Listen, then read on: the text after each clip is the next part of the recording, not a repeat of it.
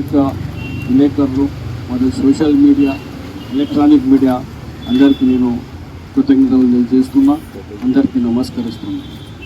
ప్రతిసారి మనము వినాయక చవితి కానీ బక్రీద్ పండుగ కానీ వచ్చినప్పుడు పీస్ మీటింగ్ చేసుకుంటాం.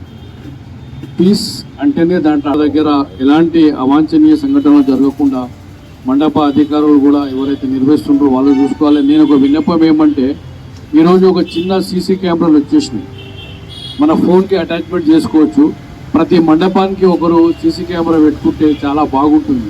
ఎందుకంటే ఇప్పుడు ఏ విధమైన చిన్న సంఘటన జరిగినా అది పెద్దగా సోషల్ మీడియాలో నడుస్తుంది. అందరికన్నా పెద్ద శత్రువు సోషల్ మీడియా.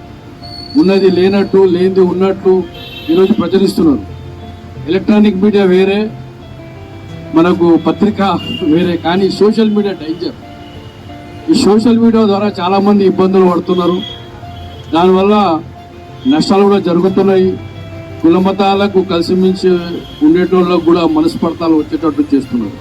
అలాంటివి జరగకుండా మన మండపాల దగ్గర చిన్న సీసీ కెమెరా పెట్టుకున్నా మన ఫోన్లోకి అటాచ్మెంట్ ఎవరు చేసిండు, ఏమన్నా సంఘటన జరిగినా కూడా దాంట్లో రికార్డ్ అయిపోతుంది.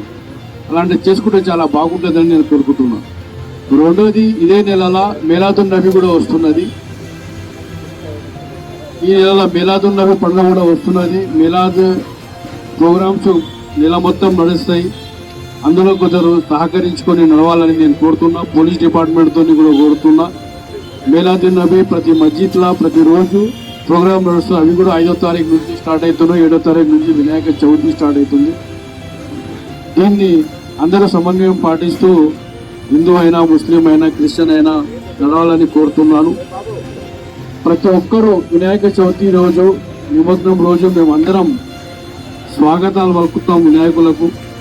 అదేవిధంగా మన పండుగలకు శుభాకాంక్షలు తెలియజేసుకుంటాం.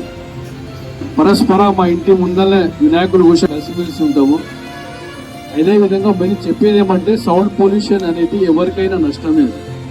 ఏ కులమైనా, ఏ మతమైనా, ఇంతవరకు కూడా చెప్పారు ఒకరు.